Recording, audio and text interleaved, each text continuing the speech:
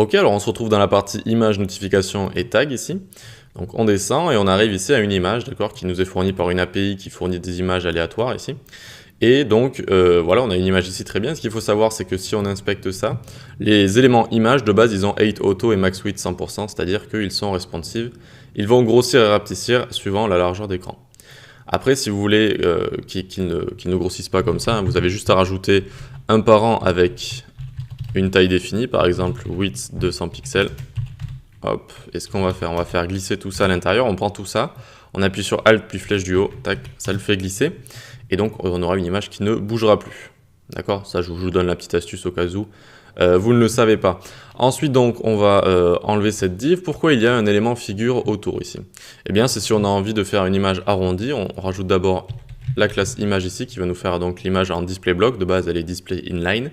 Et ensuite on va rajouter ici isRounded. Voilà, j'avais un petit trou, isRounded, et donc ça va arrondir l'image. Comme ça peut être sympa pour des images de profil par exemple, si vous faites un réseau social, etc. Ça peut être assez sympa. Ok, ensuite on va descendre ici, on a ce qu'ils ont appelé la notification. Bon alors, c'est une sorte de box en fait, hein. On aurait pu faire ça avec la box. Vous faites juste notification comme ça.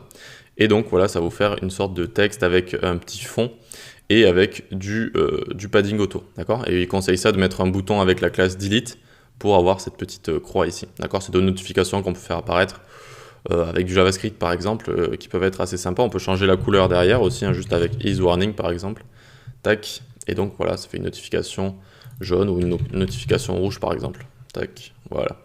Ok pour ça, ensuite donc on va descendre, tac, ici, on aura des tags. Les tags c'est assez sympa, regardez, par exemple ici on a juste à mettre tag à chaque fois, et ça va faire ce qu'ils appellent un petit tag, c'est-à-dire voilà une sorte de petit rectangle ici, et donc ce qui est assez sympa c'est qu'on leur met des couleurs par exemple, isSuccess, voilà pareil, ça peut montrer des petites infos en bas de page ou quoi que ce soit, ça peut être assez sympa, isWarning, et on va mettre isDanger ici, super. Et donc là on a nos petits tags qui sont juste ici. Ok. Ensuite on peut faire un petit peu mieux, on peut écrire ici tags, donc avec un S, et has addons, hop. Et donc on peut lier deux tags comme ça, avec tag par exemple isDark et tag isInfo. Hop, et donc on va faire deux couleurs différentes, avec à chaque fois deux tags qui seront cette fois liés comme ça. D'accord, ça peut être sympa également pour montrer... ça je le mettrais bien dans une documentation, vous voyez, souvent dans les documentations on voit les versions des éléments et tout, et je trouve que ça le ferait bien par exemple ici. Et on peut également faire des tags avec, par exemple la croix, on fait tag as addons dès qu'on veut en mettre deux à la fois. Ici on fait tag isDanger, hop, et juste en dessous on va mettre tag isDelete. Hop, et pour avoir la petite croix qui est juste à côté, vous voyez? Et voilà, donc c'est à peu près tout pour ça. Les images de base sont responsives. Si vous voulez les mettre rounded, voilà, entourez-les d'un élément figure avec image. Et ensuite notification, si vous voulez faire pop un peu des choses comme ça.